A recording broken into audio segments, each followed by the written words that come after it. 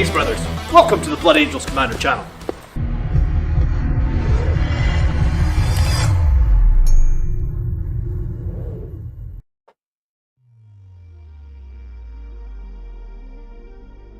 Alright, good evening, brothers.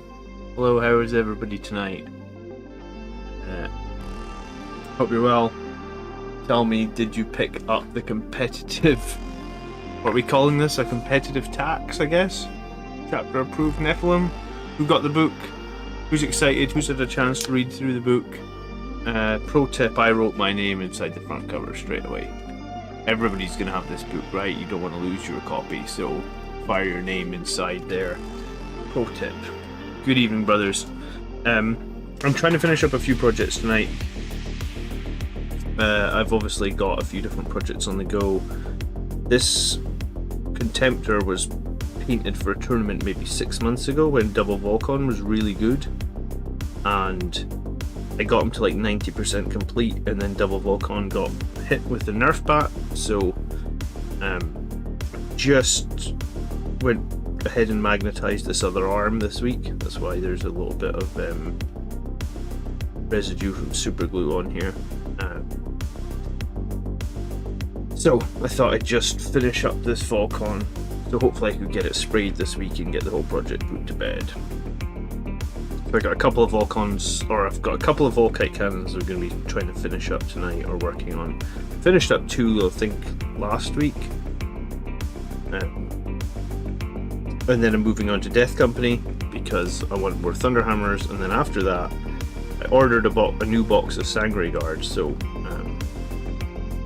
I'm going to do 5 more Sangre Guard. I think I'm going to do them all with swords. I may even make another Sangre Ancient, because I got 2 Sangre Ancients. Neither of them have swords at the moment. They're both axe wielders. So good evening, people. Who's all in chat tonight? And Climo starts off with the Great Red recipe that you have. I appreciate that, Climo. I base with Mephiston Red. Then I put 2 thin coats, because 2 thin coats is the magic number, of Evil Sun Scarlet. And then after that, I just actually wash with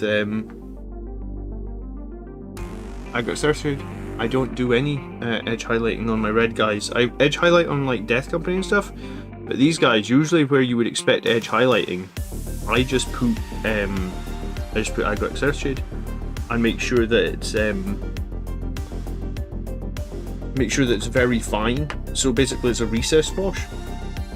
Well, thank you so much for the $1.99, getting the stream started, getting the super chat started early. I like that, I appreciate it. Good evening, Dan. Good evening, Reziel. Reziel did get chapter approved. Good evening, Cambo. Acriel, good evening. Nathan's here as well.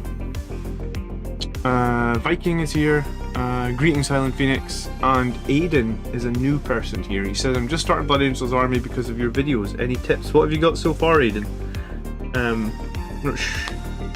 I mean, I've done a few videos on like how to get started with like a 500 point list or something like that. That might be a place to start, or a 1,000 point list might be a place to start. But tell me what you've got so far, and maybe we can give you a little bit of advice. Would also like to get white. Would also love to get your white on the wings. I'm going to do a painting video about that white in a few weeks' time, actually, because I've got a model that I've like reserved for that painting video. But I mean, I'm happy to tell you what it is now. For my Sangre Guard wings, and you could have asked it without giving the super chat, but I do really appreciate the $1.99. Thank you so much. It's not a big secret, you didn't have to pay for it, but thanks again. 1 second. Just want to tidy up that. Okay. I always find that when you paint on magnets, it kind of sucks. Has anyone got a good recipe? Because when you start sticking the magnets to the models, the paint always chips off. I think even if it's varnished, it's probably going to chip off.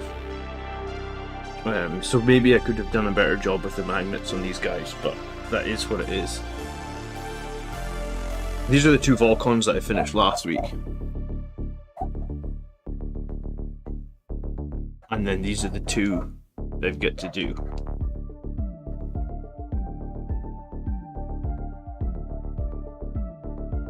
And then that gives me 2 Redemptors with fall kites.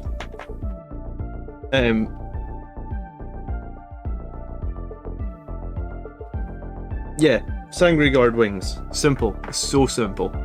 You need 3 paints. You need Celestial Grey or Celestra Grey. Then you need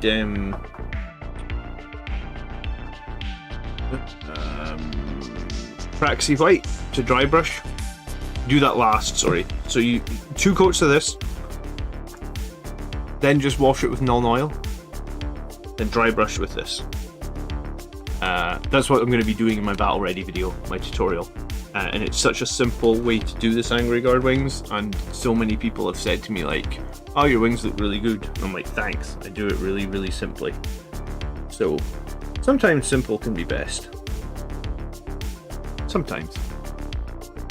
If you already have 2 Sangre Ancients, it would be easier to cut the axe off. I mean, it might be easier, Nathan, but they're varnished and they're complete, and I don't want to cut the axe off of a completed varnished model. I'm funny like that. It takes me so long to complete them. I'd rather it takes me so long to complete them, I'd rather just get another model. At some point in the future, you know how 40k is. 2 editions, or not even 2 editions. 2 seasons ago, axes were the best.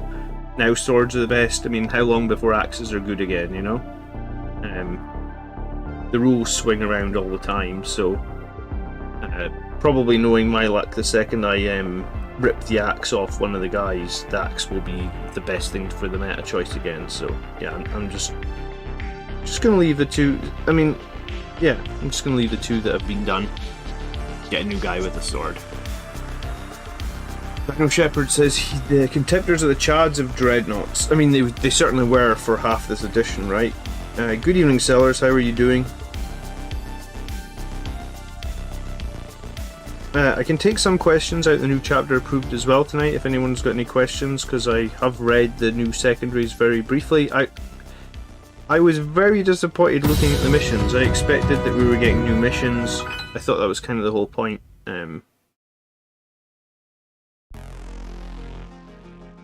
Clown Mode's apparently throwing money at me tonight. Hold on 1 second, Clown.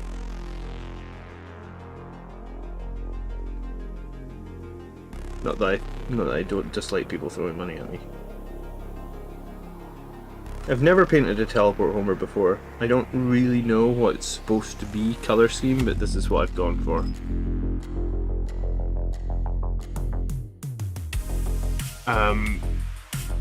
Celestra Grey, Althorn Grey, Apothecary White, re-highlight, Althorn, Extreme Highlight with white if you want. Yeah, I mean, I guess my painting schemes are battle ready, Clown. They're pretty simple. Have I come up with a new list yet? Honestly, no. I just know that I got 36 more points in my list. Because I run 13 Sangre Guard, they obviously went down 2 points per model, so that's 26, and then I run the Death Company, so they went down as well. I guess I'm probably going to run Dante though, right, just for the CP. So I'm probably going to run Dante, I'm going to run Mephiston as well, because I think Mephiston's good, he doesn't need CP.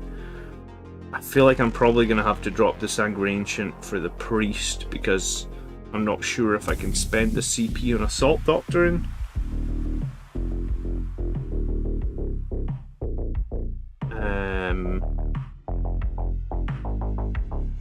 I mean, maybe if I run Dante to give me back the CP, then maybe I can still spend the CP on Assault Doctrine, right? I'm probably going to run the Priest or the Sangre Ancient. I guess that's my big dilemma.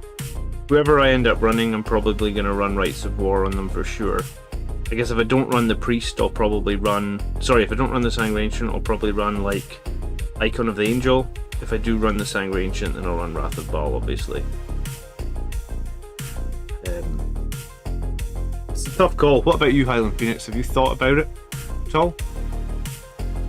Clown says, what's your thoughts on Thunderhammer Terminators and Blade Guard and the current Blood Angels? I've got to run, but thanks for your content. Thank you so much, Clown, for the $5. I was running Thunderhammer Terminators. I just ran them at a tournament like last weekend. I think it was last weekend. They're very survivable when you shoot them, or or sorry, when they get shot at, they're super survivable. I mean, they're pretty survivable in combat as well, as long as the enemy doesn't have a crazy AP. If they have anything less than AP 4, you're kind of golden with those Thunderhammer Terminators. They're slow though, and obviously if you bring them in from Deep Strike, then with a reroll it's a 66% chance that they make that, or 65% chance that they make their charge. So I mean, you just got to be wise around them. Like, I'd prefer Terminators to Blade Guard Veterans. We've actually seen a lot of people abandon Blade Guard Veterans, I think, over the last... Like, they used to be in every Blood Angels list. If you go back 6 months, everybody was running Blade Guard Veterans. Over the last 2 or 3 months, I don't think we've seen a single high-ranking Blood Angels list that's used Blade Guard Veterans. Probably since Armor of Contempt, to be honest. Everybody shifted away from Blade Guard and replaced them with Sanguinary Guard. Even though they've got an extra wound and they've got an invulnerable saves, it feels like people don't care enough about that anymore. Would that be fair to say? Anyone disagree with that in the chat? Do you know how many lists have been submitted already? I haven't really been on my phone today, but there's definitely been a few lists. Probably like at least 3, I think. I've been trying to sell a car today actually, so I was trying to sell my car, so yeah, I haven't really been on the phone for any sort of period of time today, but I did see that a few people have submitted lists. And I mean, I got like half an hour with chapter approved as well.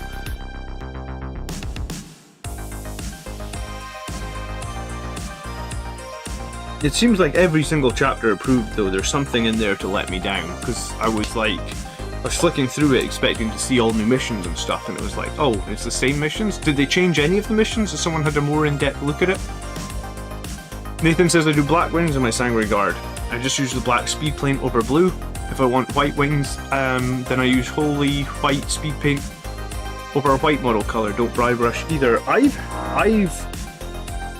heard really good things about speed paint. Not contrast paint, speed paint by Army Painter. I've seen a couple of YouTubers as well basically say like speed paint is just much better or much more consistent than contrast paint. I've never tried it myself, but having seen a few YouTubers discuss it, I think that if I was going to do a new army, I'd probably try and work my new army. I'm going to do a new army at some point. Probably once I hit like 20,000 points of Blood Angels, I'll make like I'll make a second army or something. But yeah, I think if I'm going to do a second army, I'm going to use speed paint, because that stuff looks really good.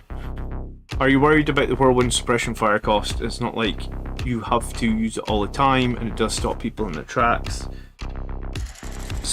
Yeah, I mean, so I'm trying to think. My current list was starting with like 8 CP, right? And then I was spending 1 to do strategic reserves. I'm not 100% sure if I'm still going to do strategic reserves, honestly.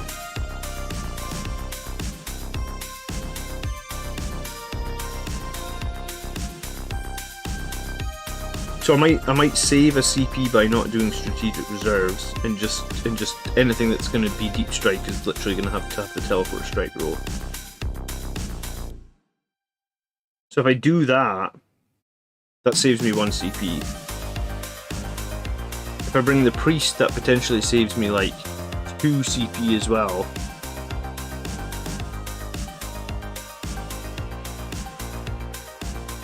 And I mean, at that point, is that not just the difference? Because before we were getting... maybe it's not quite the difference, is it? Before we were getting 12 plus 6. No, 12 plus 5, sorry. That's what we were getting before, and now we're getting 6 plus 10 minus 2 because we don't get the warlord traits and stuff. So before we essentially got 20, and now we get 16. So if I can save like... And there's not too many games I felt like, oh shit, I'm really out of CP. Reziel's going to try 2 times Eliminators with Las Fusils and Sergeant with the Bolt Carbines at Mark Warwick. I was thinking that I might try Las Fusil Eliminators. I don't actually have 2 squads of them, Reziel, but I was thinking that my 1 squad that I have might get rotated back in, because at those new points costs, they seem really attractive. Is there a setting where we can turn the music off? There is not, but I can turn it down.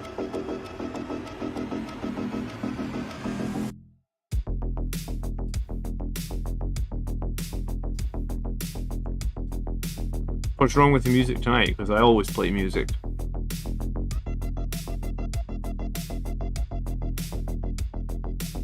What loadout for Eliminators? Yeah, what Reziel said. Bolt Carbine on the Sergeant, 2 with Las Fusils. That's what I was running before. They were 85 points, they're now 75 points. If I had 2 squads of them, I'd probably do what Reziel is doing and run 2 squads of them. I was thinking about this because someone asked me the other night, they were like, what do you think of the Gladiator Lancer? I was like, you know what, I don't hate the Lancer now, because they've reduced the points cost on the Lancer again, right? So it's down to like 150 points for a Gladiator Lancer. I was thinking about that. I mean, like, would I prefer a Lancer, or would I prefer 4... Or sorry, would I prefer... Because someone was asking, would I like 2 Gladiator Lancers, or like... What did someone ask? 2 Gladiator Lancers, or like the new Kratos tank, I think it was. And I was thinking, for the cost of 2 Gladiator Lancers, you could have 4 squads of Eliminators with the Las Fusils. Now, I think that would be too many heavy support choices for a battalion, but I guess the point, or the interesting thing, I was like, you know, if you actually boil it down and ask me like, what would I prefer? I think I prefer those multiple squads of Eliminators, because the Eliminators are just really hard to shift, and they give you board control, and they're infantry, so they can do actions, and I mean, I just like them a lot, I think.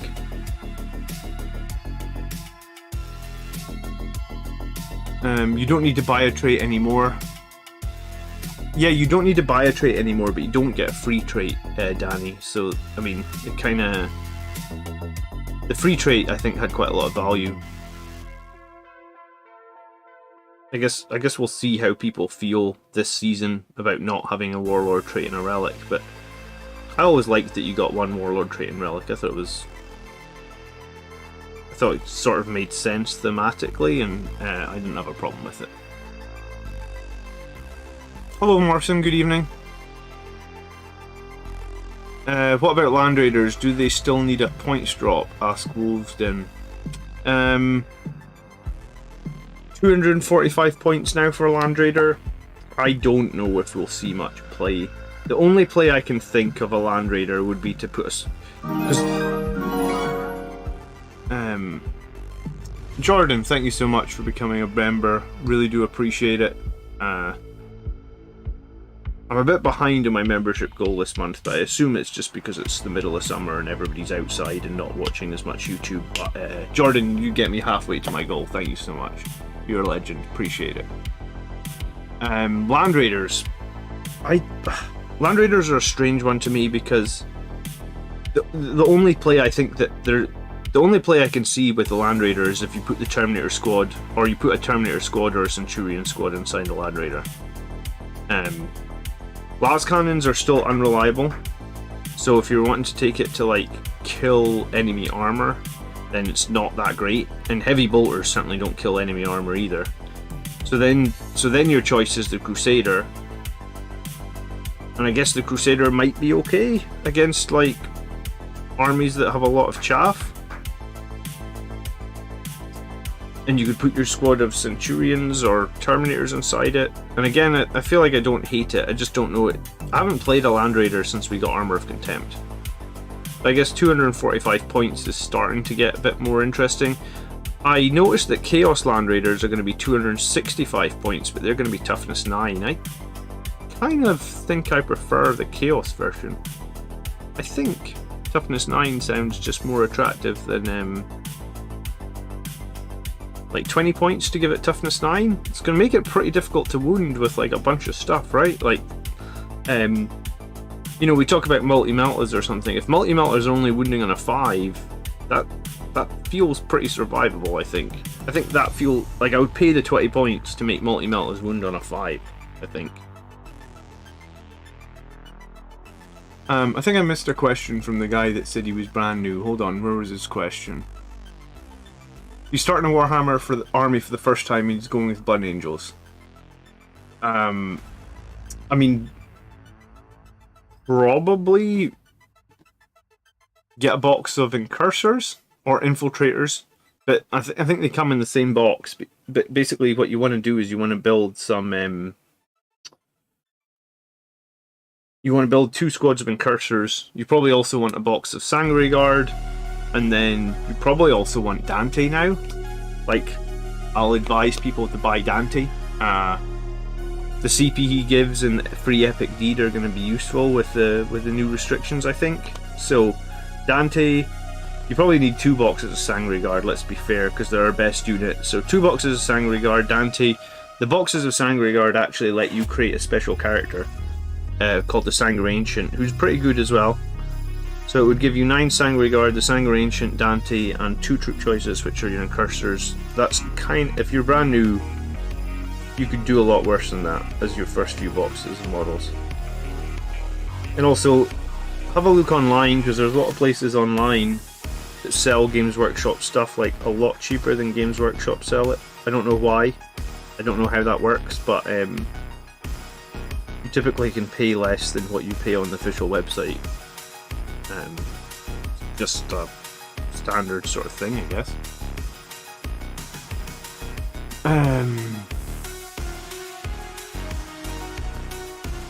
Good evening, Daniel. How you doing?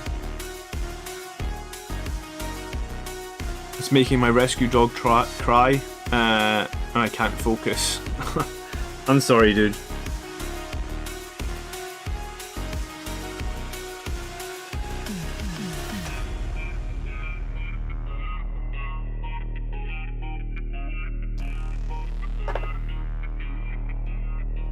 Tough to sign and still getting Armor of Contempt. I'm not 100% sure if they're still getting Armor of Contempt, Reziel, but if they are, that's pretty awesome, right? Yeah, that's going to be really strong, the Chaos Land Raiders. I'd pay the extra 20 points for that, I feel like that's good. I mean, there's a lot of Chaos leaks out at the moment this week, so it might not be that, but I seem to think it's going to be.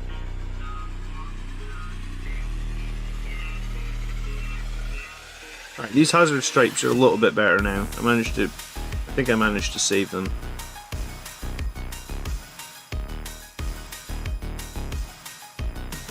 I don't know why I went with masking tape. I ended up eyeballing them. Anyway, pretty much.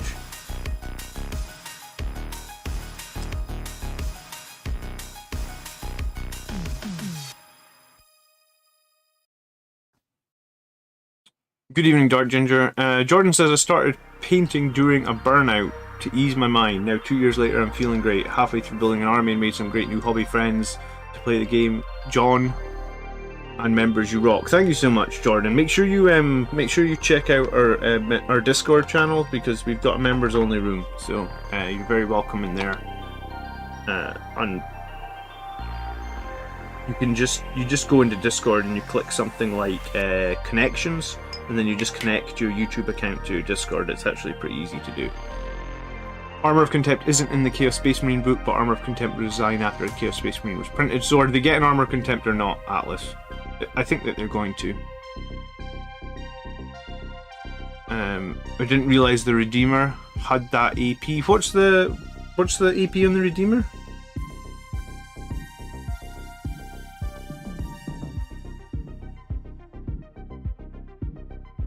I don't own a Land Raider Redeemer. I own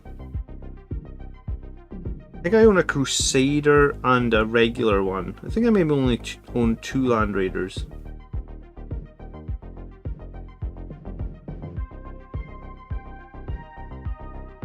The Redeemer is the one with the flamers, right? Has it got a special flamer on it?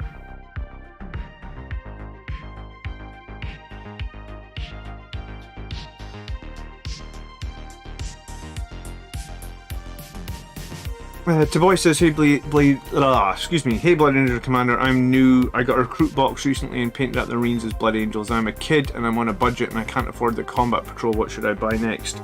I mean, the same thing that I just said to the other guy. Squad of Sanguinary Guard. Well, you probably need, to get started as Blood Angels, you probably want 2 squads of, I mean, bear in mind things change every 6 to 12 months or something. But right now, couple of squads of Sanguinary Guard, a squad of Incursors. So the squad of Incursors will make you 2 5-man units. The squad of Sanguinary Guard will make you a 5-man squad, but you really want a slightly bigger squad than that, so that's why you need 2 boxes of Sanguinary Guard. And then you probably want Dante, because he's probably going to be appearing in a lot more lists, I imagine. Mephiston would be okay as well. I've run Mephiston for a while. I think he's not bad. But yeah, I think you're going to want to pick up Dante. Jake, good evening. How you doing? It has been a while. Hope you're well. They get Armor of Contempt because the keywords matches. Yeah, okay. So Chaos Space Marines. Chaos Space Marines are probably going to be a pretty strong force, I imagine. Which is fine. I mean, Chaos Space Marines have had 1 wound for, like, way too long.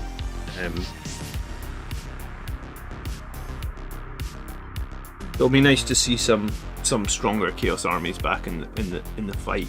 Vindicator seems fun. The Vindicator for the Chaos Space Marines is getting a minimum of 4 shots. So Vindicator for Chaos Space Marines as well seems really, really good. I think there was rumours for a while of like Space Marine 2.0 Codex, and the fact that they've changed like a lot of the vehicles in the Chaos Space Marine book makes me think that there's maybe a little bit more truth in that, because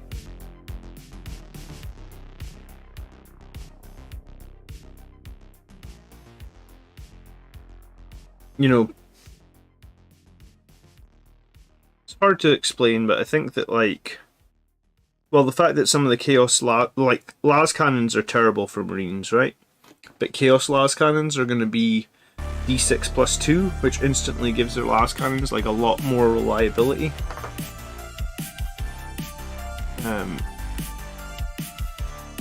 So I think we're going to see more of that.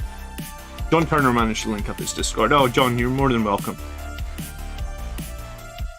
My list went down 42 points, so I just spend 45 on Thunderhammers and load more Infernal Pistols.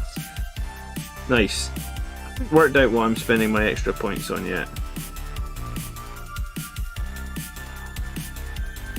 I did think about finally taking 3 squads of Incursors, because I always bang on about how much better Incursors are than like any of other troop choices, but I only ever run 2 squads of them.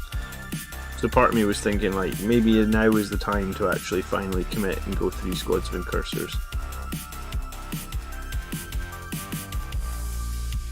Mark was a Dante fan before it got fashionable. Yes, quite a lot of people were Dante fans before it got fashionable. We'll see. I'm not 100% sold on Dante. We'll see how I feel about it.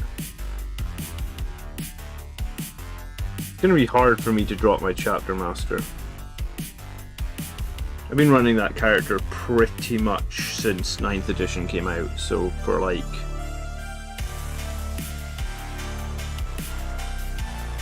almost 2 years at this point, I would guess.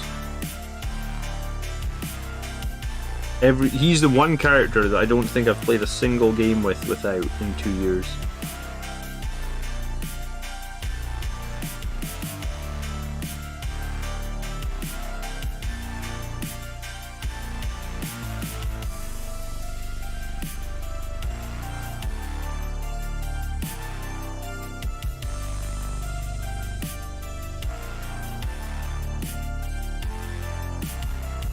Has anyone else got a character or a model or something that they've been running for a very long time that's going to get, that you're going to end up dropping because of Armor of Contempt, or not Armor of Contempt, because of Chapter Approved Nephilim? Why Incursors? Because you can forward deploy, you can make turn 1 charges, you can start on objectives in the midfield, you can smoke screen them, you can redeploy them with guerrilla tactics. They have better AP in combat than Incursors. They're just than intercessors. For the 5 extra points you play for incursors, I think they're well ahead of intercessors in terms of competitive play. Plus, I mean, if you look at a lot of the top lists that Blood Angels players are playing and winning tournaments with, it's usually 2 out of 3 of the troop choices are incursors. Sometimes they have like 1 squad of intercessors in there, but I'd say 90% of the time, again, it's 2 squads of incursors is sort of like the back line, or the backbone, I would guess.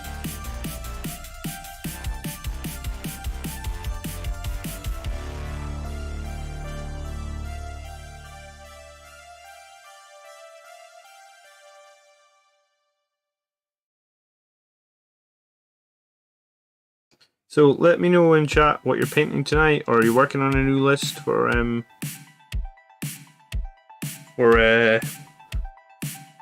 chapter approved? What's the plan for people tonight? What are you guys up to? Fuzzy's gonna run Dante Mephiston on the Sanguinary Priest. I'm tempted to do that, Fuzzy. We'll see. It's gonna just depend on how many CP I'm willing to start with. I recommend 2 boxes of Sanguinary Guard, yes, because the Sanguinary Guard actually come in the box with a banner, so you can actually, out of the box you buy the Sanguinary Guard with, you can actually make the Sanguinary Ancient, who is a character in itself, and I would recommend you make an Ancient, because he is a good character. So if you buy 1 box of Sanguinary Guard, you'll have enough to make 4 Sanguinary Guard and 1 Ancient. But 4 Sanguinary Guard isn't a big enough squad.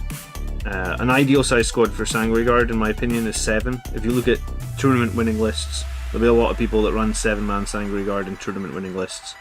So you need 2 boxes, that'll let you build 7, that'll let you build the Sanguinary Ancient, and then you'll have 2 models left over, which conveniently means at some point in the future, if you buy another box, i.e. a 3rd box, then you'll be able to make another 7. And right now in my list, before the update, I was running a 7 and a 6. After the update, I'm going to run a 7, a 6, and another 6. So I'm going to run 19 Sanguinary Guard. And then I'm probably going to run the Ancient as well, so technically 20 models. Adrian's building and magnetising the Kratos tonight. Island Phoenix is tempted to dust off 10 bikes. What type of bikes? Just regular bikers?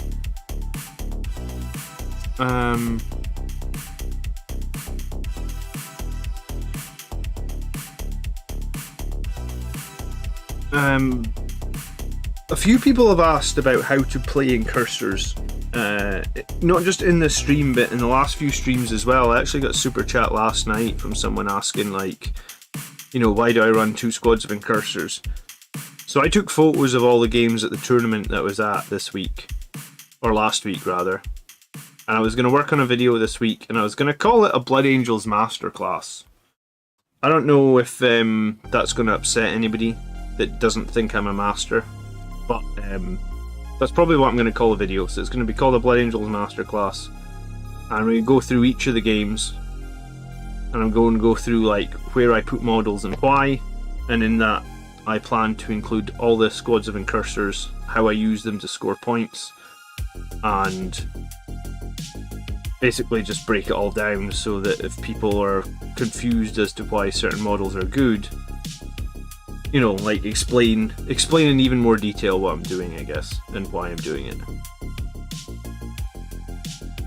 I did a video like that before on one of the. I've done those videos twice before because I did it on 2 tournaments that I went to last year.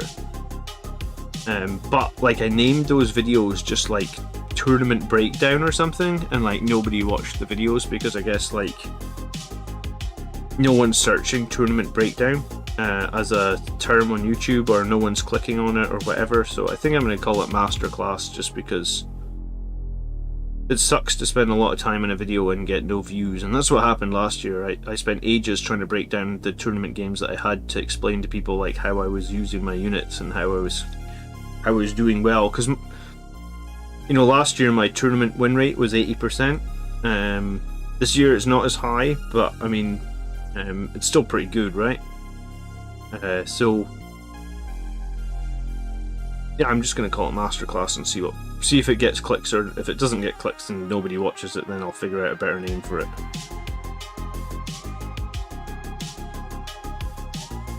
Jordan's painting some terrain tonight. Dan has already magged his Kratos tank. I'm pretty jealous of you guys with the Kratos tanks. I wanted a Kratos, I just don't know if I can justify it right now. I kind of want a couple of gladiators now, and I kind of want more eliminators. This is why I don't know if I'll ever get to another army, because every big patch or every big balance slate, there's just so many new combinations that we can play, and I want to try loads of them. So even with like God knows how many points of Blood Angels painted, because I think like a year ago I was pretty close to 10,000 points, so I must be past 10,000 points now. Even with 10,000 points painted, I always get something to paint for this army, it feels like. And there's always something new that I want as well.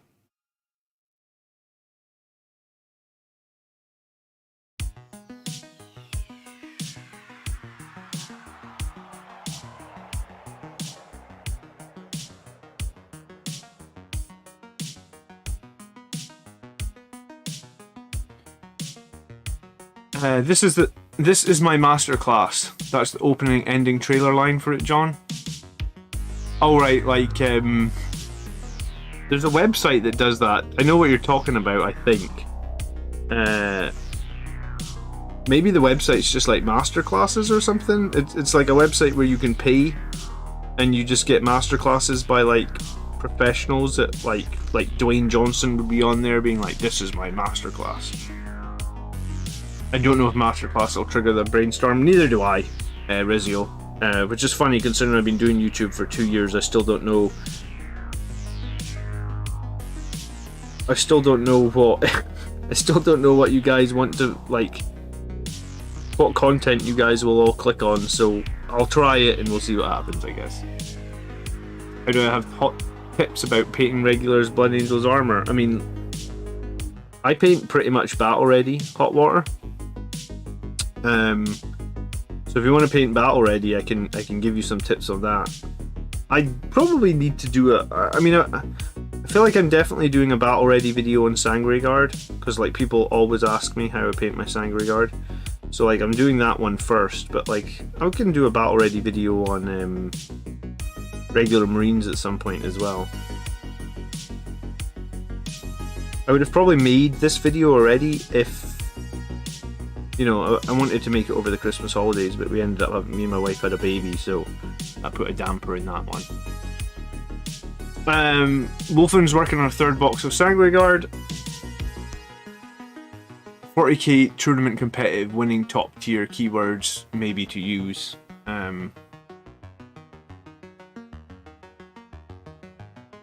Surge has 2 more boxes of Sangre Guard, but I cannot stand the outdated look. I would wait for Primaris or kit bash them. I don't think Sangre Guard look that outdated. What part of them do you think looks outdated, Surge?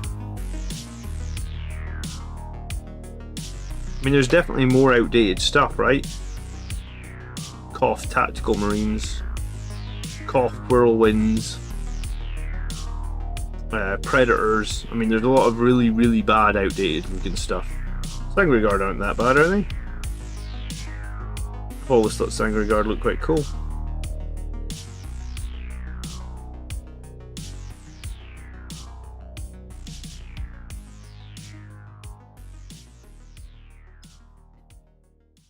Competitive strategy might work for clicks. Mark bought one of those masterclass packages for the one for Singing by Christina Aguilera. They're not great for actual practical lessons, but great for motivation hearing about the celeb. Yeah, I mean, I guess a celebrity is not really a teacher, though, are they? What's that website called, actually, though, Mark? Do you remember? I've definitely seen it, like, in my Facebook thread, feed and stuff, but I've not really never dived too deep into it, I guess. You think the Predator looks okay? Really? I mean, I suppose the Ball Predator looks okay. The other Predator looks pretty darn dated, I would say.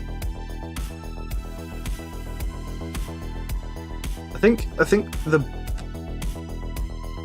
Oh, so yeah, I suppose I'm thinking of the original Predator from like the 90s. They did update the Predator. I think just the problem is I think I've got 2 of those old Predators. And then the newer one, I've got one as a Baal Predator and then one as a half-made one because I lost motivation for it because I realised Baal Predators suck. Is anyone going to run a Baal Predator with a points drop, or is the verdict still they suck? Maybe that should be the next community post on the channel, asking people if they think the Baal Predator is viable now at the reduced points cost. I kind of feel like it's still going to be a bit sucky.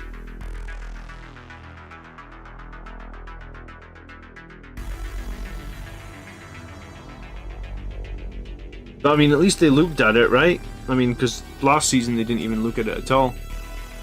Holy shit! I did not even know that you could do that, Highland Phoenix. Masterclass.com. Highland Phoenix has gifted 5 Blood Angels Commander memberships. How the hell does this work? And it didn't even pop up as an alert.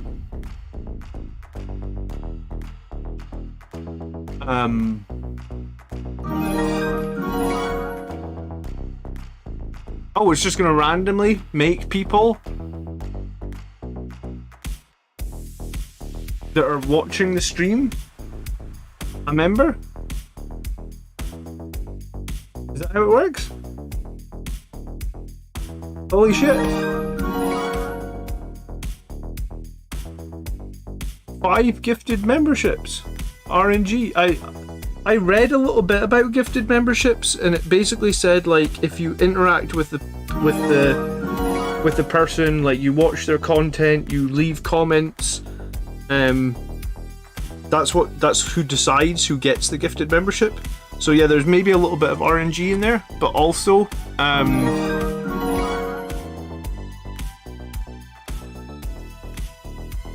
non-members can claim it. Is that how it works? The non-members had to claim it? Or the first ones that typed got it?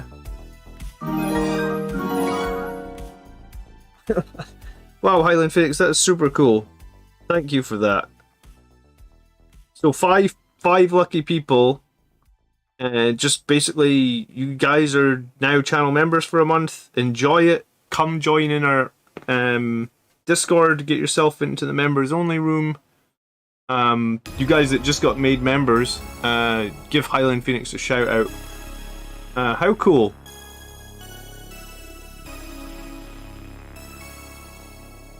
How very cool. I guess I need to update my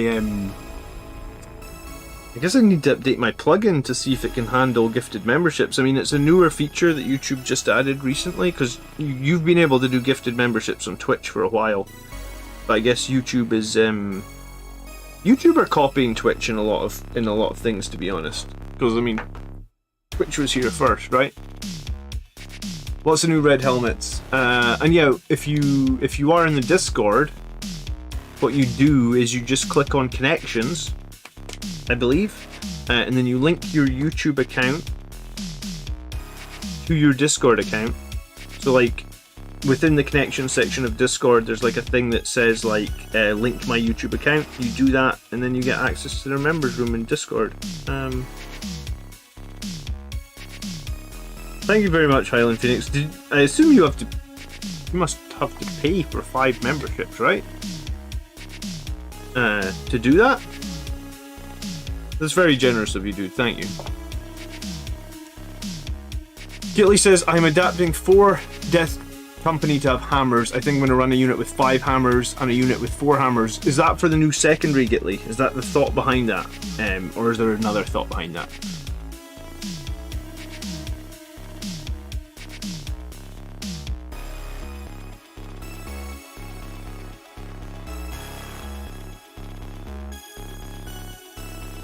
I never knew that gifts were a thing in YouTube. It's something that they basically added in the last month or 2, because they added another feature in the last month, which is super thanks. You know how you guys can do super chats for live streams? You can actually do what they call a super thanks now for like a non-live video. So I guess like say you watched somebody's video and it wasn't live, but you felt like you got like a lot of value out of that video, you can do what they call a super thanks, which is basically it's a super chat on a non-live video. So it comes up in the comments, I believe, that like you basically got a super thanks. It would show in the comments that, you know, Bob or whoever gave such and such because it's a super thanks. So YouTube are they are doing something. 1995 for 5. Highland Phoenix, that's very generous. Gifted subs is awesome then, because in some ways gifted subs is just better than donations, right? Because I assume the creator gets the same revenue, and then a bunch of people that weren't members get the perks of being a member for a month, and then they're like, oh well, you know what, maybe I enjoyed being a member, I want to do that again at some point. That's cool. That's the first time anyone's done gifted memberships. Thank you, Highland.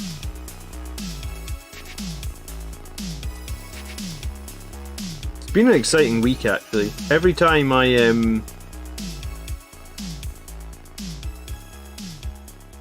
it feels like every time there's new rules, or every time like there's a big change in the meta, then people that are, you know, like the engagement with the channel just really, like, every time it feels like it's higher than it's ever been before, which is nice.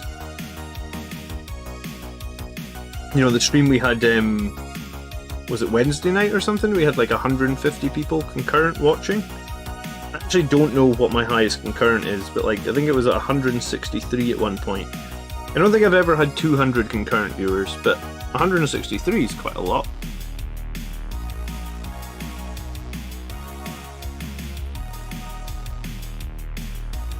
Which new secondary? So there's a new secondary that basically says... Do you know what? I'll just read it.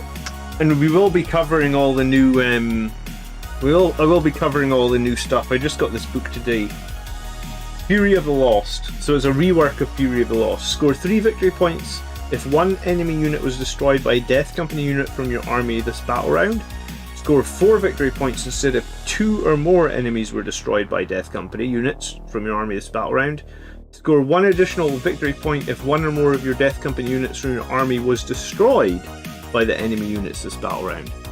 So if you had 2 squads of 5 Thunderhammers, and maybe you're right here, Gitley, maybe we should just be, everybody should be running 2 squads of Death Company, because that means if both Death Company kill a couple of units, then that's an easy, what, like 6, maybe even an easy 10 victory points, and then if the enemy kill our Death Company, then we actually get victory points when they kill them.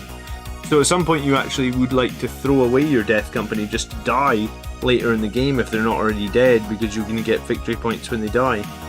So it actually probably doesn't feel that bad if you throw your Death Company in headlong at a difficult target. If, you know, if you've already scored some victory points with them, you're like, well, do you know what, if they don't kill the enemy, I'll still get victory points. I guess the question with that secondary is, like, realistically, how many Death Company models or units can you run? I guess units. You could do a Death Company captain, so you could have, like, 2 squads of Death Company and Death Company captain. So you could run 3, so if they all die, that's 3 victory points straight away, right? When my Kratos turns up, I'm going to send a super thanks on your Kratos video, says John. Okay, thanks, John. I appreciate that. But yeah, super thanks is a new thing. I mean, you can always just jump into one of the live streams, but yeah, that's... I think the Kratos is a cool tank, even though it's slightly more points than the Repulsor, because the Repulsor dropped, like, the Repulsor Executioner dropped this week from like 335 to 330. My problem with the Repulsor is, like, I feel like it's really confused. Like, it tries to... It's like Jack of all trade, master of none. You know, it's got a few heavy guns, and it's got a few medium guns, and then it's got transport capacity, but it's also not got a really great save. So, like, the Repulsor, just even with the points dropped to me, feels a little bit confused. Like, I still think I prefer the Kratos. And...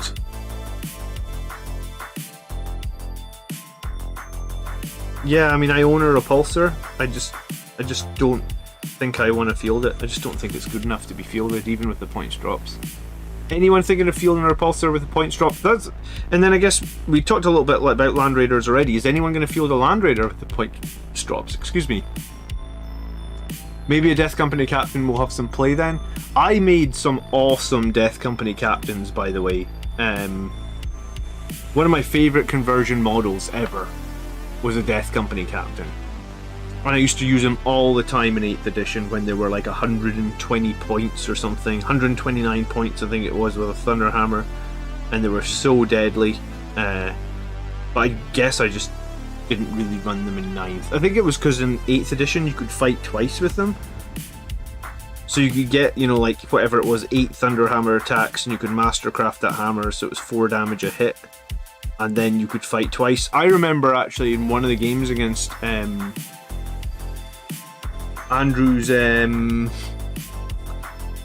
Iron Hands, I killed an Astraeus from full health in one turn with an 129 point Death Company character, which was, I mean, it was broken, sure, but it was hella fun, I'll tell you that right now.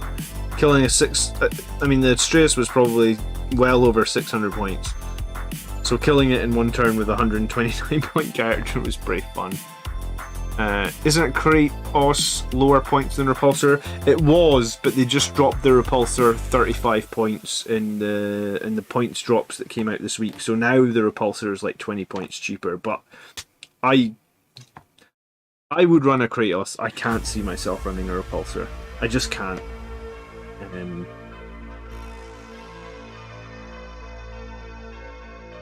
Its profile's just too confused. It doesn't do anything particularly well.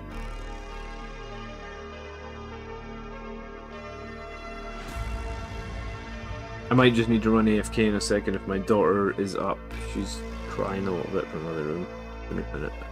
We'll see. If she doesn't go back to sleep, I'll just run AFK for 2 minutes and move her in with my wife. Oh, she's sitting up. Yeah, I'll be right back.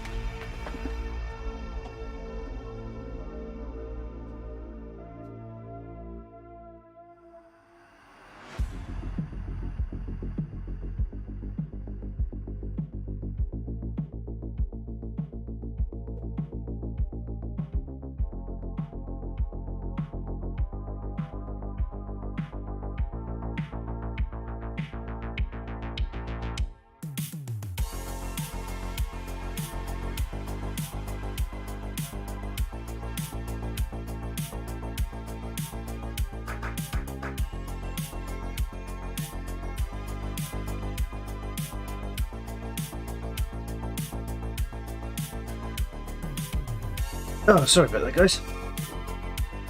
Switch this baby monitor off. Yeah, we're gonna do Mark's mentioned it in here in the chat, but we're gonna do a live stream this Thursday on the 3 Grots channel, which is our podcast channel. If you're not aware of that, just search on YouTube 3 Grots, 3 space Grots, and we're gonna spend the whole of Thursday evening live streaming talking about the new chapter approved. We usually go live about 9:30 UK time, so we'll be live for 2 or 3 hours, something like that. So that's coming Thursday, and then on Wednesday night I'm playing Chaos Knights with the new points costs. So I guess I definitely have to figure out a list.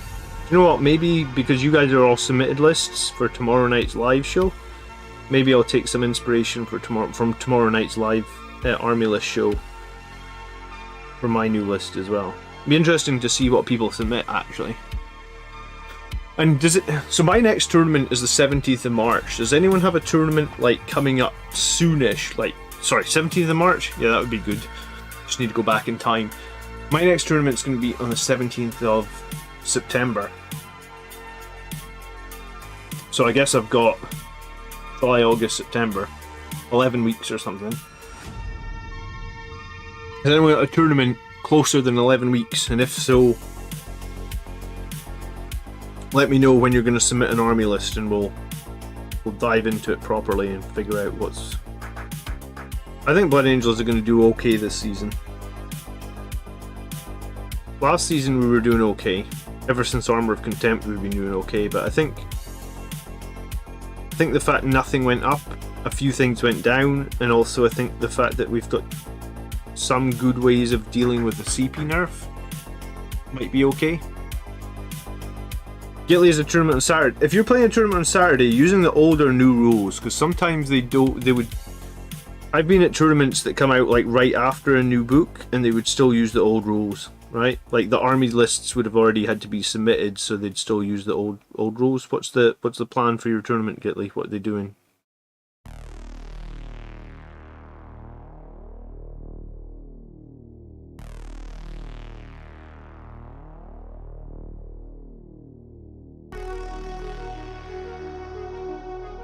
Nathan says this is sort of off topic. Did you ever think you will do a video on painting Sanguinary Gardens?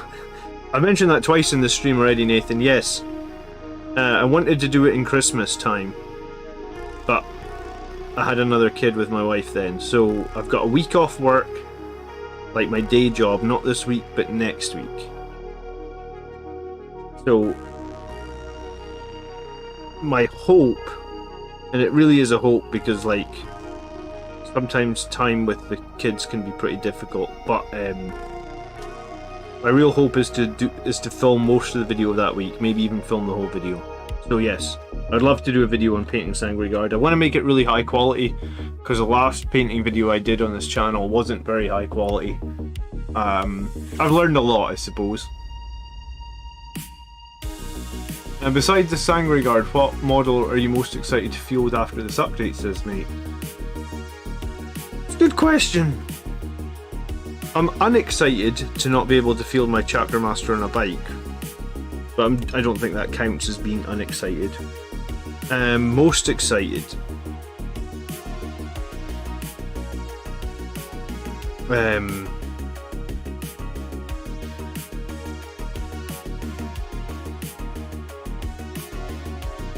don't know if I mean, That's a tough question. I think Las Fusel Eliminators are going to see some play. I think that personally I might try running a couple of Dreadnoughts again. Not entirely sure which Dreadnoughts.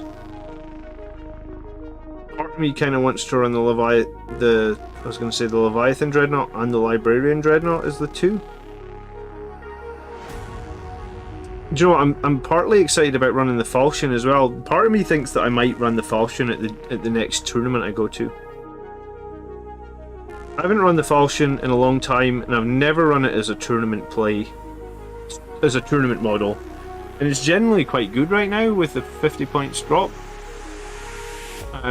Nico, one of our members from YouTube, is actually running a Falchion at a tournament today. Well, what's the day job? Operations manager. Aerobic gymnastics is not, unfortunately not,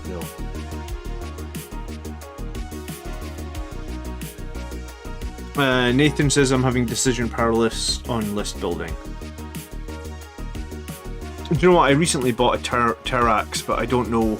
I guess the Terrax is going to need units inside it now. How do you feel about the character challenge secondary? Ross, I don't like it.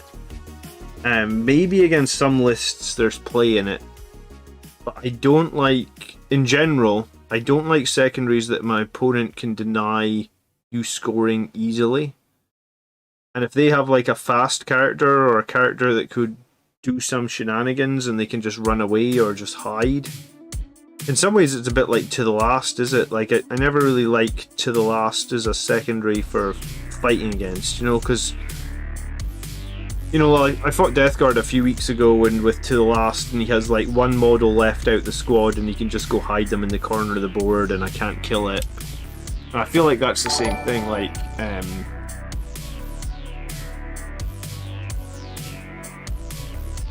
Fruitless King, thank you so much for subscribing. I feel like if someone can just hide their model or something like that to prevent me scoring, and it could be a 10-point score or something, right, like that. Well, I mean, it could technically be a 15-point score. I don't like just don't like that in general. Or I feel like maybe I don't like is the wrong words. Like I just think it's risky to pick, so I don't pick it. I don't really pick secondaries that are risky ever. Like I would probably advise that in general, right? You want to pick secondaries that are consistent. And to some lists as well, you also don't want to ever pick like if you're fighting a really durable army, you never really want to pick a secondary that requires you to kill shit, you know? Just pick secondaries that you can score without killing stuff if you fight. Like if you're fighting Custodes, say, you never pick something like Grind Them Down, or you know, something where you need to kill more of them, or even just needing to kill a lot of them, I guess, in general. So I'm not a huge fan of Blade of Sanguinius. And do you know what? I think we've got with the new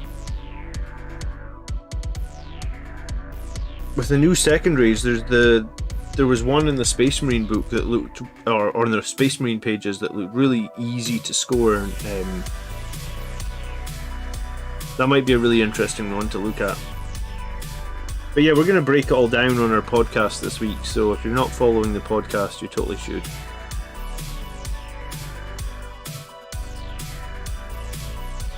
Is Battlescribe? Yeah, I imagine Battlescribe will take a couple of weeks to upgrade. For Space Crusade, yes, I do.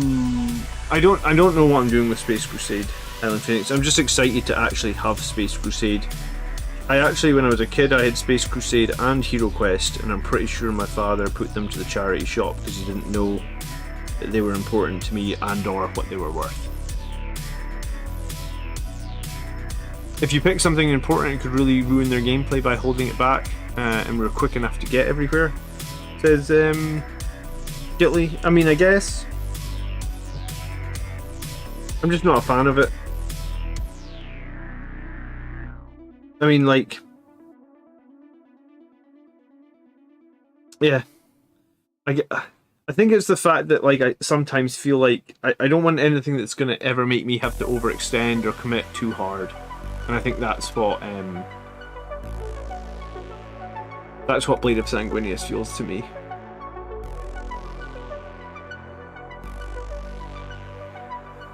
Jake says I currently run 2 Contemptors with Kozlad guns and Cyclone missile launchers to pop Sisters and World Eaters Rhinos at range. What do you think I should swap, or should I stick to them despite the 2 CP? I mean, if you want 36-inch range and you want high power, if you want that level of firepower, I don't think there's anything you can swap to that's going to be better than a couple of Contemptors. The Redemptor's guns are a bit more swingy, and they're more expensive. I mean, maybe you could swap to a Firstborn Dreadnought with a missile launcher and twin link lattice cannon, but like, yeah, you're eating up elite slots and you're losing firepower. Can a Venerable Dreadnought take twin link lattice cannon and missile launcher? But yeah, opening up transports is definitely a thing that can be important. So that build that you mentioned with the twin las cannons and the Cyclone was like super effective last edition when Contemptors had a 2-up save and also had a 2-up ballistic skill, and they also had a 6-up Feel No Pain last edition.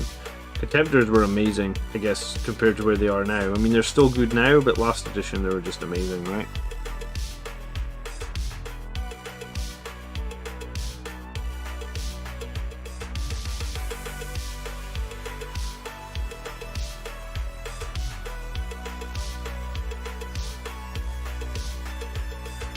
Venerable Dreads can take... So, I mean, you could take a Venerable Dread to try and save CP, but you lose some firepower. But you do save some points as well, I guess. How much is a Contemptor with... Like, because each lasgun arm's like 20 points, right? And then the Cyclone's 25, so like... 65, so it's like 215 points for a Contemptor with 2 las cannons and a Cyclone, is that right? Quite a lot, really. But yeah, the CP tax on the Contemptors with the options is pretty nasty.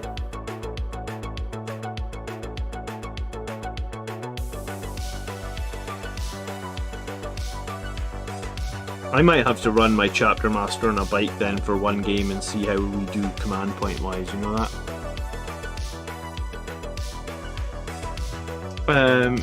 Jim says they're thinking of running 2 times 5-man assault squads, 2 lightning claws on the sergeant, 2 flamers for 180 points of action, monkeys and infantry killers.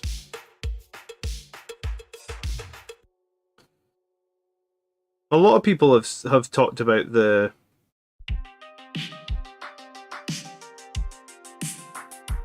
assault squads as potential action monkeys. What action are you guys doing beyond Nakmun data, or I guess it'll be called Nephilim data this time round? Like, what actions is there to do really that's going to score points beyond that one?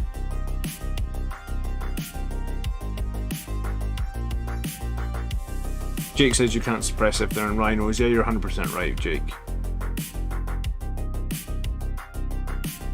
The problem is that the Venerable Dreadnought is half the shots. I mean, the Venerable Dreadnought has a 2-up weapons. I was going to say 2-up ballistic skill, which I guess could help a little bit. But yeah, it is less shots. And it's taking up an elite slot, same as your current ones.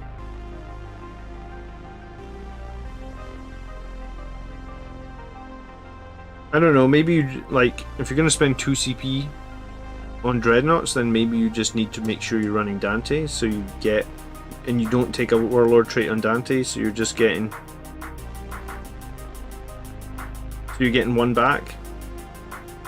Or do you already run Dante, I guess?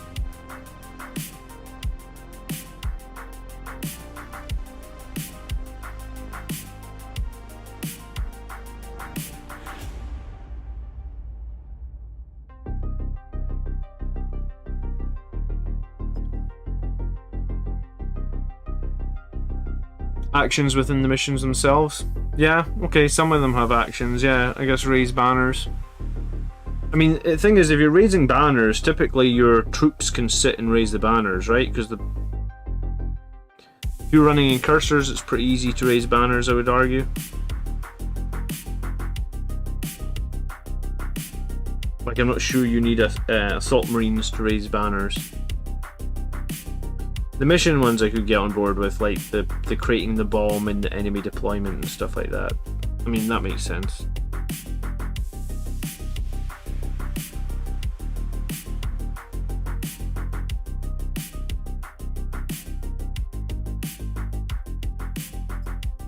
Jake will submit a list in a couple of weeks. Yeah, whenever you want, Jake. I mean,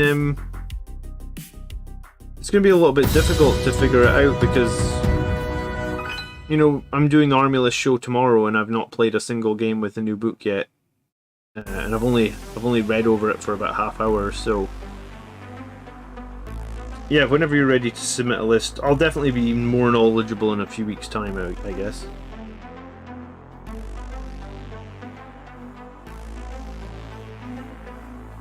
On assaults, the plasma pistol is free, but it takes the special weapon slot.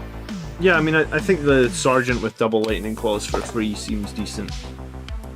I think I prefer the double lightning claws over like an Eviscerator or something like that, and you gotta pay the points for the Eviscerator too.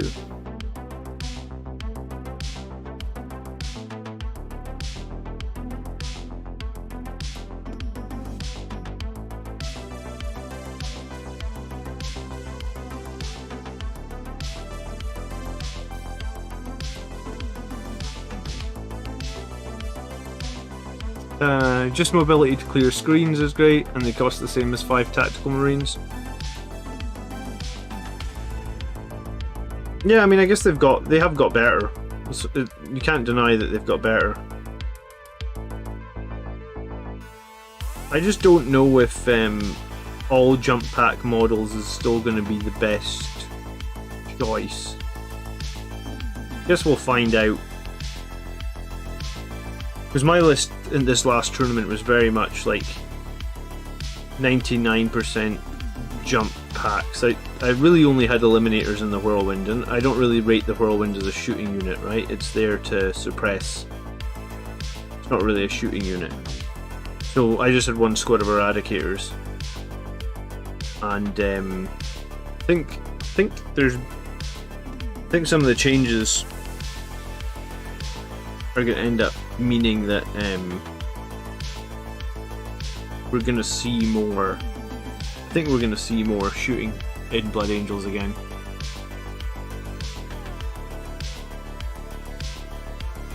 I suppose it depends on what's going to counter us, right?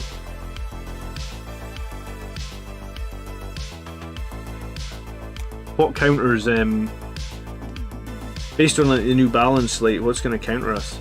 A lot of people have been saying like Necrons look tasty, and that Death Guard look quite a lot better. So are like either of those two going to counter us? And are we going to need to be able to shoot a bit more effectively than, or can we still win the game if we're built 100% for close combat into those armies?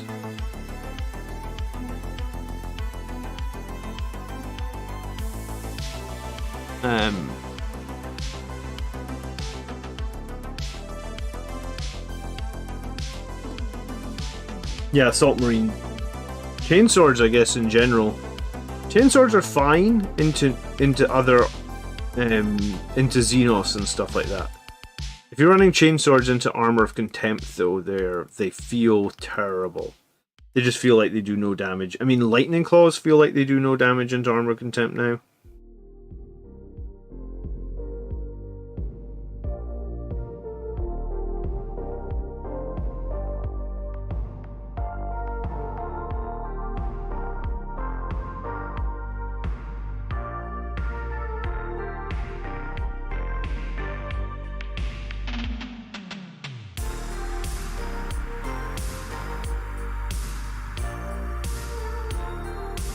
Necrons got cheap. Yeah, and basically their whole army's core now, right?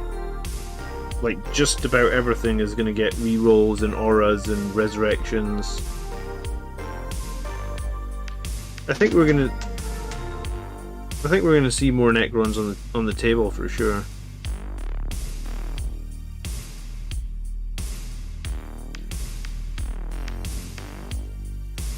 Which is fine. I mean, they had their book at the very start of 9th as well, so they've been struggling for quite a while.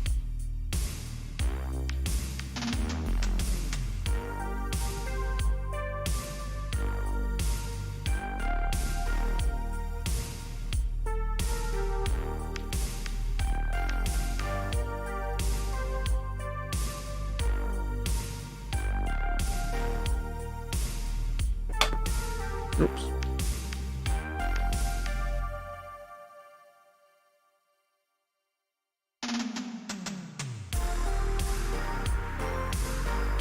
Alright, I'm almost ready to wash this thing.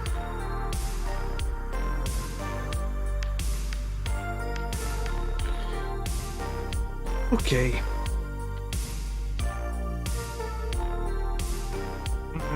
You dislike Sisters of Battle? Why? Or SOB? I assume you mean Sisters of Battle. Sisters are designed to counter us. Sisters definitely can counter Blood Angels.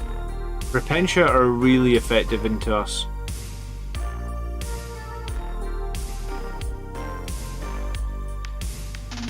Did I order more Sanguinary Guard in the end? Yeah, I bought one more box. I mean, I could have probably just converted the ones that I have, but I'm not up for ripping the arms off them. I'm just not. Who knows at what point the ones that I've got all made and finished and varnished become good again, you know? So yeah, I'm just not up for ripping the arms off.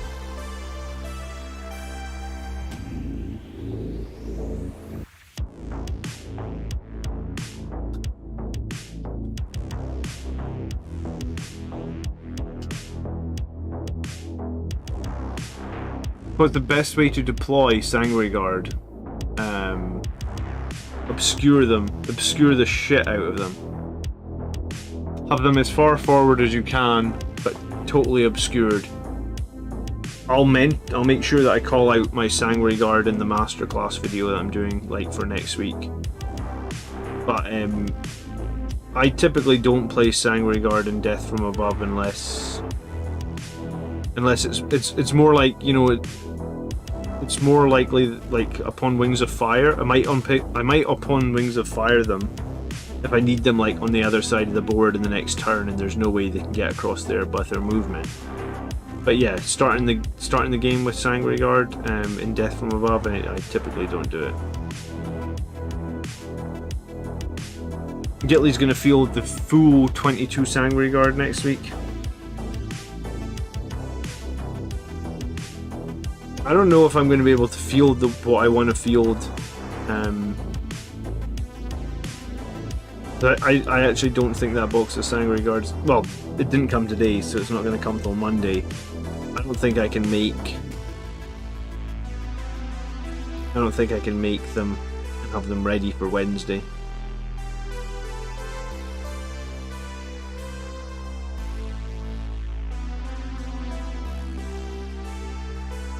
Can you take Dante without being a warlord? Yeah, in the new book you can. Well, I mean, you could have taken him without being a warlord before, but yeah, you can take them without the warlord trait now. You just don't pay the CP to take their trait, which is a little bit strange, but I mean that's the way it's going to work, right?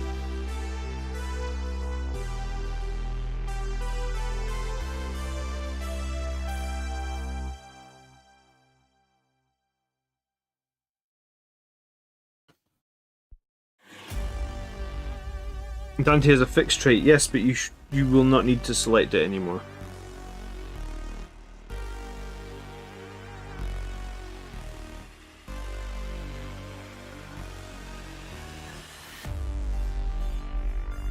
My biggest conundrum next week is whether I give my Sanguinary Ancient Soul Warden a Rites of War. I'm not sure Rites will be useful without Stranglehold. There's a Space Marine secondary where it could be useful, right?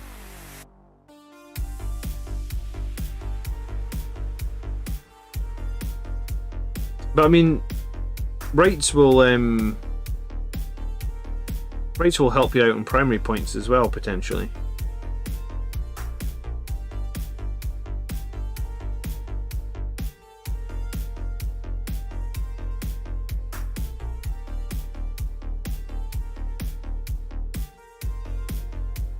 All Necron players will run Silent King now, as he's cheaper and core, so you can get insane buffs, heals and revives. He's a pain for all melee armies. Yeah, I mean, this is...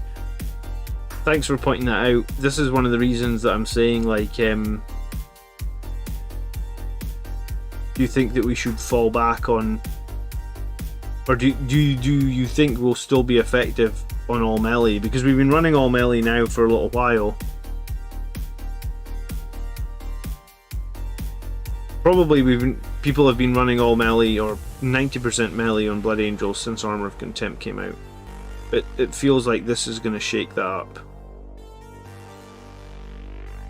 Could we see the return of like double Redemptor? Maybe. Could we see Eradicators? We've already seen that from some people. Bringing like heavy metal Eradicators and stuff like that, right?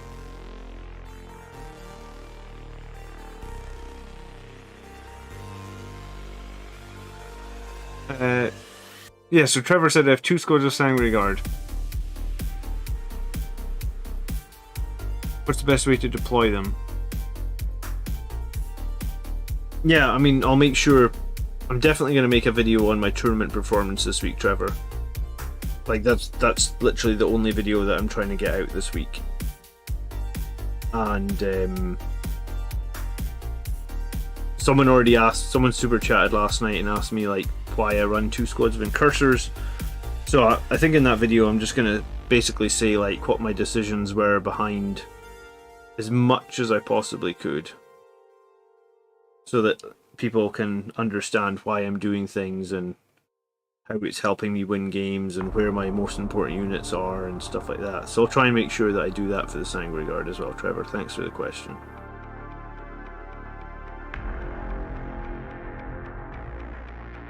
I'm kind of excited to make it, because I suppose this is the first tournament where I've actually won a trophy, right? So I'm excited to make the video, and maybe in the thumbnail it'll be me with the trophy, I suppose. Someone, I'm sure, will tell me that I'm not a master, so I can't make a masterclass video. I'm expecting that. Somebody on the internet. There's always somebody mean on the internet, but it's fine. I'm big enough and ugly enough to not worry about it.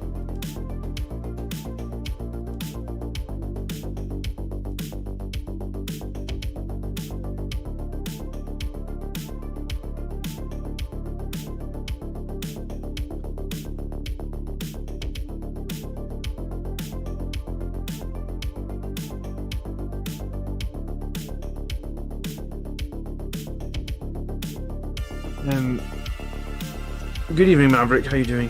What do you mean by drop Dante straight? You just mean pick Dante but not spend the CP on selecting his warlord trait, is that what you mean? Because that's kind of what I'm thinking. I'm like 90% sure that's, if I was going to run Dante, that's what I'm doing. I already didn't really like his warlord trait.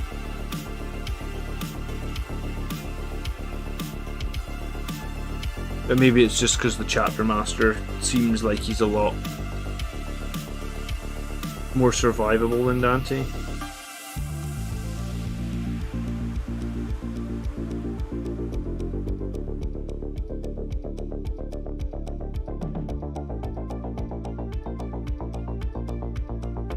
Dante does get a lot of attacks though, right? Is it like 8 on the charge?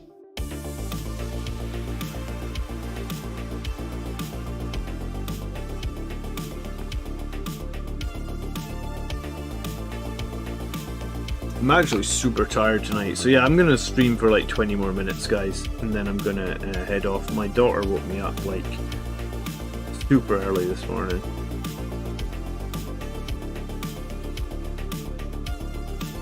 She hasn't figured out the concept of the weekend, and it's like, no, what the fuck are you waking me up at this time for? Go back to sleep.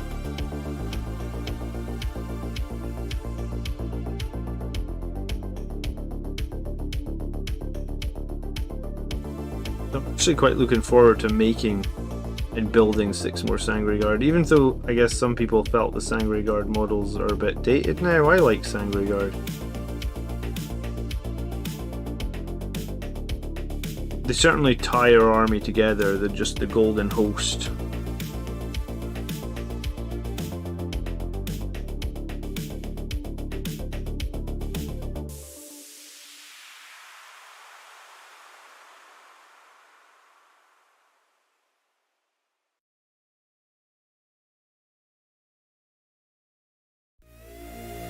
Dark Ginger said, question about Sangre Ancient. In the case of core Dreadnought is killed and I make my 4-up roll close to the Ancient, I can shoot my full gun, e.g. 1d6 on Redemptor, or just one shot. You can shoot with one weapon, or you could attack with one close combat weapon. So in the case of the Redemptor, you're going to be better off shooting, because if you roll d6 for the number of shots, then you'll get to shoot all 6, I believe. Because it said, I'm pretty sure the wording is something like you make a shooting attack or you make a close combat attack. Well, if your gun is like heavy 6, then that's a shooting attack, right? So I think that's why people like the banner on like the Hellblasters, because the Hellblasters can have like an assault 3 gun. So if you kill a Hellblaster, you can shoot. And people also like that banner on Centurions as well. The Centurions could have those grav cannons, which are like heavy 4. So it kind of sucks, because I guess the idea behind the banner is that you guys are going to die in melee combat because it's on like a melee character, really, but you only get to wait 1 attack in melee, whereas you can make like more attacks with shooting. Oh, Mark says 1 shot. Oh no, it says shoot with 1 weapon, so as the heavy d6 you get d6 shots. Yeah, exactly. So it's weird, it's so stupid. It's like it's a banner bearer that goes around with their melee guys, but he's better for our shooting guys to die.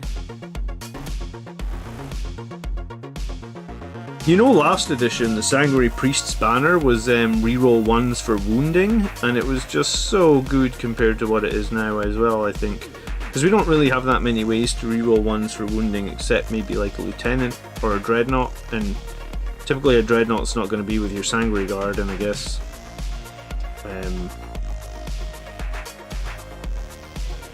no one's running Lieutenants, so...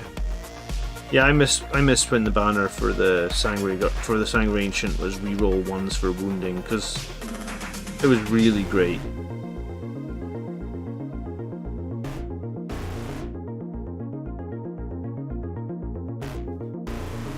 I thought Assault Marines could access the pistol list and realised that it lists the plasma directly. You'd be able to take Infernal Pistols on Assault Marines, right? Because like Infernal Pistols are Blood Angel specific pistols. So if it says like you can take if you can replace your model's weapon with a pistol, you would be able to take an Infernal Pistol. You'd have to pay the 5 points for it, but you would be able to do that. Because like that's a special sort of Blood Angels caveat that's mentioned in the Blood Angels Codex, I think. Forget what page it would be. Yeah, and Mark's right. It would only be the sergeant that could have an Infernal Pistol.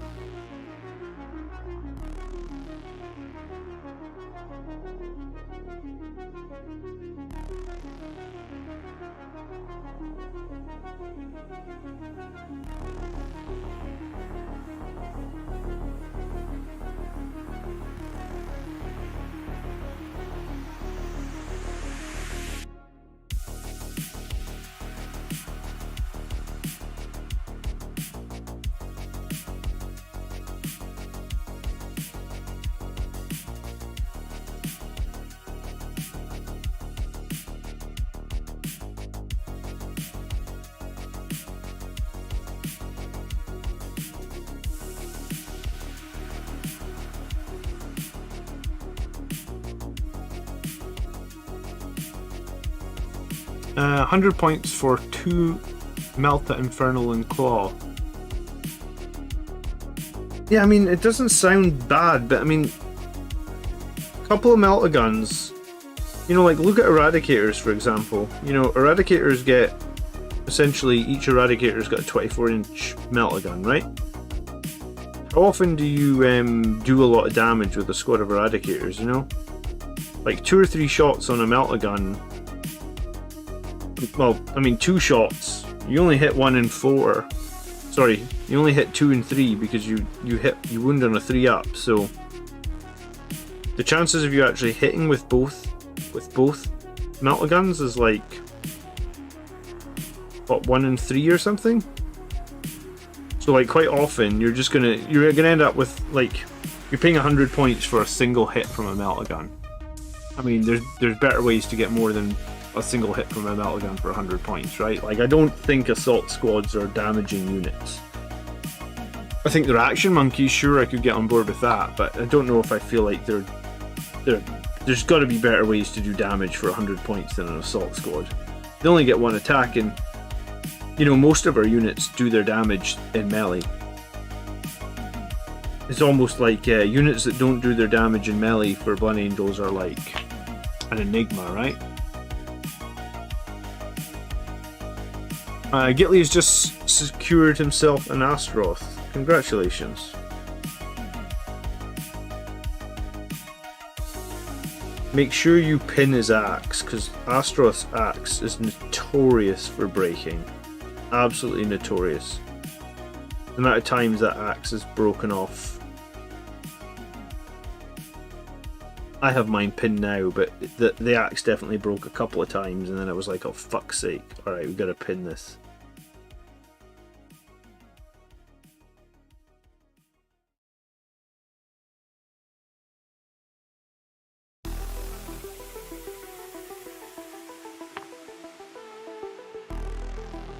Don't get me started on that breaking axe.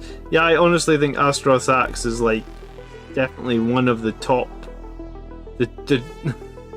one of the Finecast models that literally will break all the time. Astaroth and his damn axe.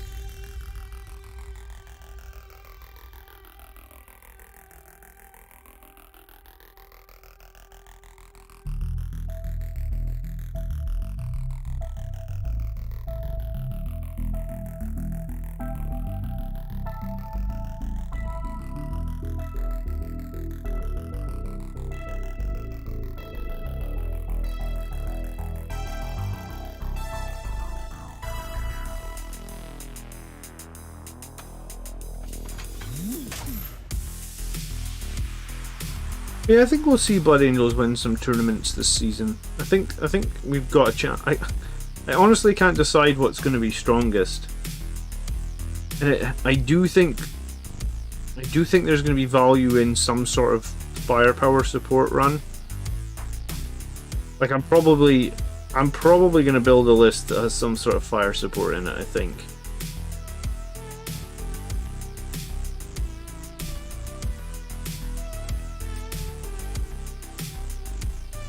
And probably a little bit like, you know, if we class fire support in my last list as just the whirlwinds, sorry, just the eradicators, probably something a bit more than that. How much more I don't know, like 100 points more, maybe?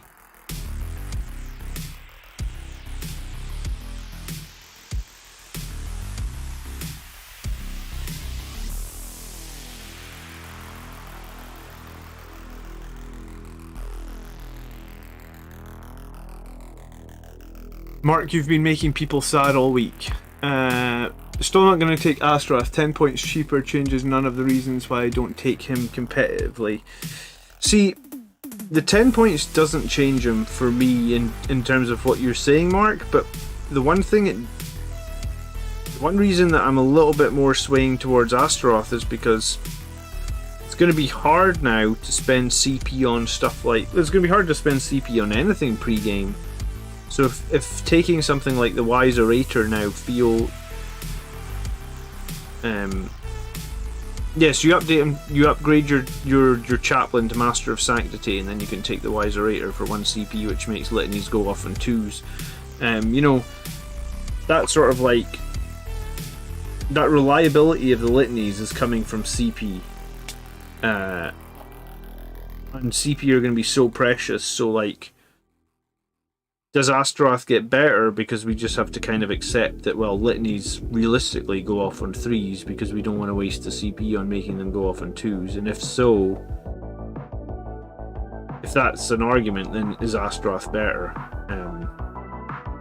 I don't know how you feel about that, but I mean, that's kind of one of the ways that I see it, because I think 10 points possibly makes me think Astaroth is still kind of expensive for what you get, you know, because he's just like 5 wounds, toughness 4, right? So it's a lot of points to spend on 5 wounds, toughness 4. But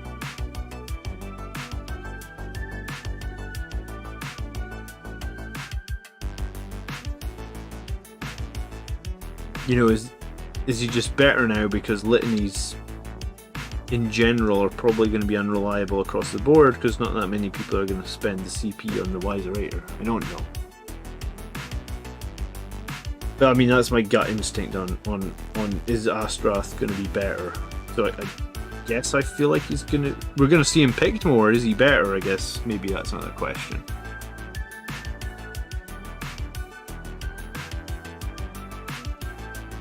I'm spending 4 CP if I don't give Dante his Warlord trait. What are you spending 4 CP on, sorry, Mike?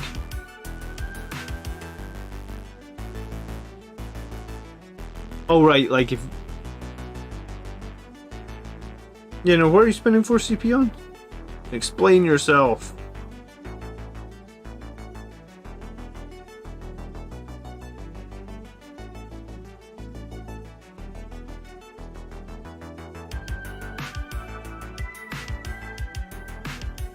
I don't have to accept litanies activating a 3+ at all. I'll just run something more reliable. Yeah, I mean, I guess my question, Mark, your name is your name previously was the Chief Librarian. Do you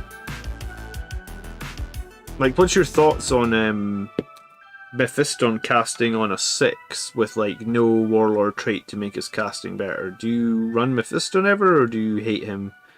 You just, because Mephiston's an enigma for me, I think. Because, like, Mephiston does do pretty good, interesting things in combat.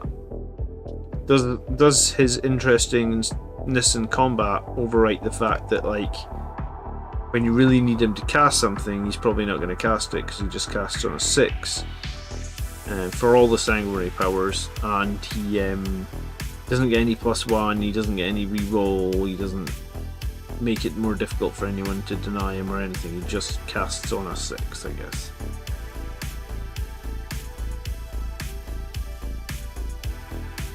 Randomizer Rater says Highland Phoenix. Yeah, I mean, but I guess the argument we were having, Highland, was like, we want to run Astaroth, right?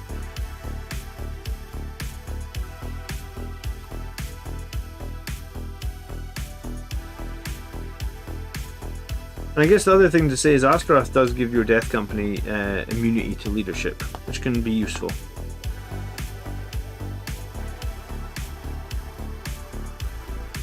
Death Company's leadership is one of their big weaknesses, I would guess.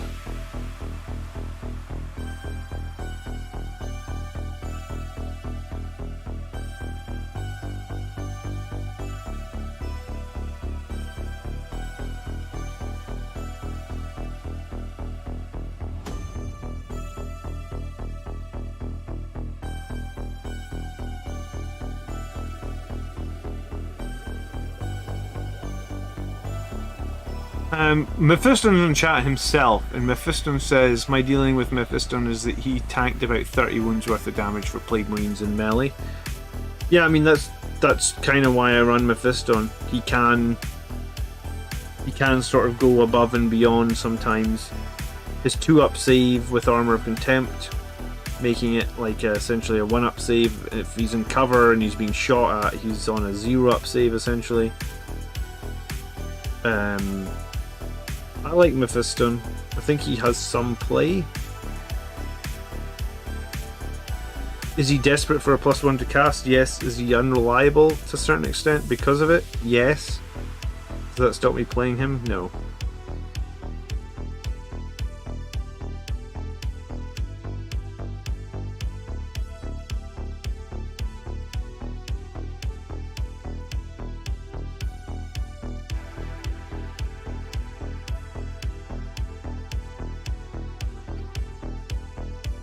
Gitley says I'm spending 3 CP pre-game. Selfless Healer, Rites of War, Wrath of Baal. Maybe add an icon or angel or Visage of Death. What are your characters in your list at the moment then, Gitley? If you run Astaroth, make sure you bring your own super glue. I mean, yeah. Or pin him. Trust me, pinning him is the way forward. I pinned my Astaroth like 18 months ago and his axe hasn't broken off again since.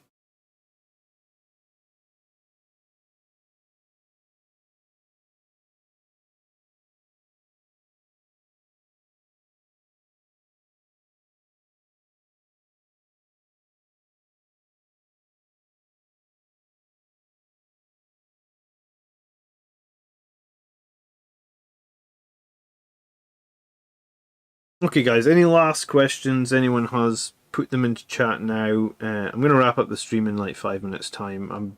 I'm genuinely flaking really hard tonight. But we'll be back to look at army lists tomorrow, and then we'll be back on Wednesday night to talk about... well, no, not to talk about anything. To play Chaos Knights with the new book and the new rules and learn... Hopefully, have to start learning everything again for the new season. Sure, it won't be too bad.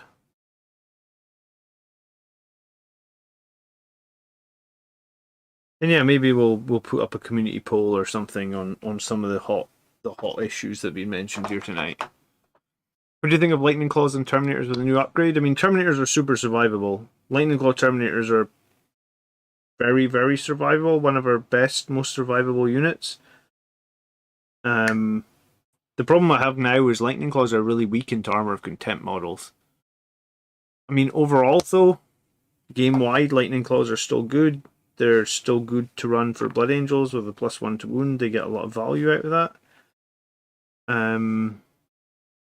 Terminators with Lightning Claws obviously get a lot of attacks as well, because I think you get to 6 attacks once you get an Assault Doctrine, which is really nice. So If you'd asked me like a few weeks ago before the new update, I would have said I really like Lightning Claw Terminators or Thunderhammer Terminators on a Terminator squad. It's really quite good. Now I feel like it's still good. I just think that maybe because Terminators stayed where they were in points and Sanguinary Guard went down,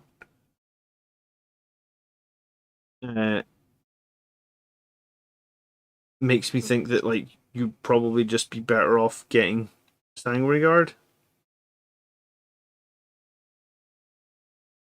But, I mean, the Terminators aren't bad, and I just finished painting a 5-man squad. I spent months doing it on the channel. So, when I ran them to this tournament this week past where I came third, so they're not bad. How would you feel if I submitted 2 lists? Jake, you're more than welcome to submit lists. I'm only going to be able to do so many in each stream, so you just might have to wait for some of them. But if you're alright with that, then by all means submit more than 1 list.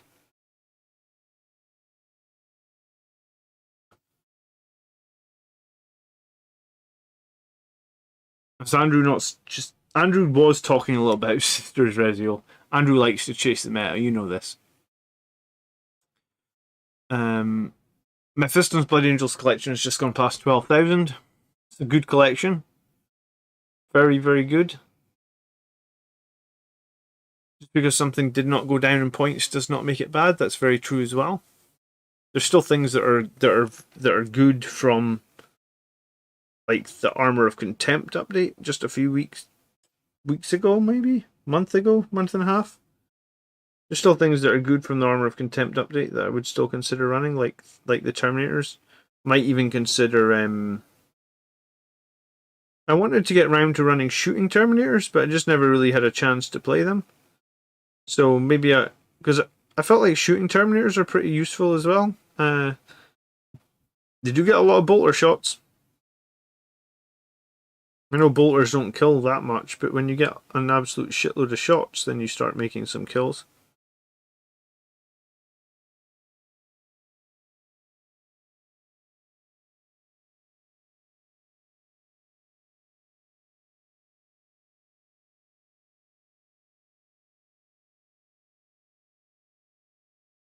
The hobby is becoming a part-time job since Clint Banger. Yeah, I mean, when is this hobby not a part-time job? Keeping up with the meta and the changes and the painting. I find it very difficult to get a lot painted because half the time I'm making YouTube videos, so it's difficult. David Smith, I have a box of Blood Angels Terminators I'm finally going to paint, so I've been deciding which weapons to go with. I'd probably go with like a couple of Thunderhammers and the rest Lightning Claws. The squad I've been running is 3 Thunderhammers and 2 Lightning Claws, but I think something similar to that would be good. Nate says, I think Terminators are great. They're just too slow what Blood Angels Army can feel instead. I mean, they are and they aren't. If you're going Relentless Assault and you just want to dump a unit, or behind enemy lines and you just want to dump a super durable unit in the opponent's deployment zone as soon as possible and have them hang out there the whole game, then Terminators can certainly do that. They can be so durable, they're very difficult to shift. You get those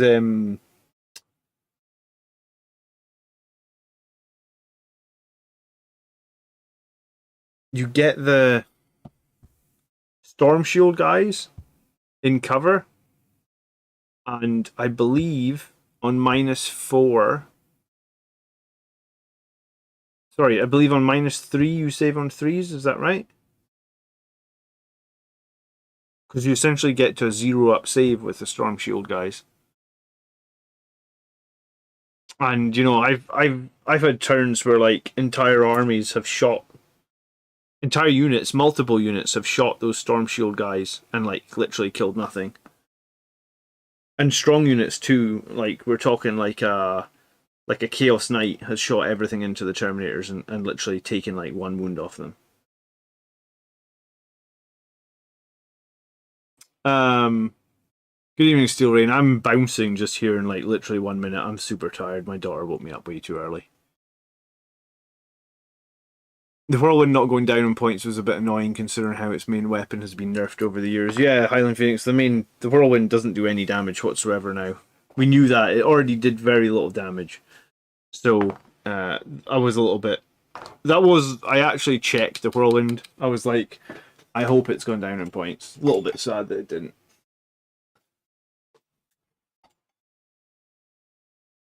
Grey Knight Strike Squads are still undercosted. I mean, Grey Knights lost a bunch of their power, though. Armor of Contempt, I think, hurt them. Running through Crusader, is it worth it? Asks Adam. Maybe I'll run my Crusader at some point. Like, maybe I'll give up the Terminators and try Centurions and a Crusader. Centurions and a Crusader would be a nice round 400 points. So I'd have to give up something else. But Centurions coming out of Crusader are certainly scary, because a 3-man Centurion squad kills just about anything. No one takes a Whirlwind to inflict damage, that's correct, Mike. Cool. Alright, I'm going to call it there, guys. I will catch you guys tomorrow night for the Army List show. Should be live about 9:35, 9:40, so a couple hours earlier than now. Yeah, thanks for hanging out tonight, guys, and thank you for the gifted subs. That was pretty cool. Hadn't seen that before. And yeah, thanks for the other super chats and memberships and all that sort of good shout. And also thanks to everybody that watches every week. I do appreciate it. If you wouldn't mind before you leave, hit that like button. It does help me out. You know, hit like on every video if you can, if you've got the time. And I'll catch you guys tomorrow night, and we'll talk about army lists. And then, like I said, this week, Thursday night on the Grotz channel, we're gonna have a 2-3 hour live stream on Chapter Approved. So come join us for that as well. If you aren't aware, I'll put a community post up this week as well with a link to the Grotz video as well, so you can catch us there. All right, enjoy the rest of your evening, guys. Thanks again for watching. See you tomorrow. Peace.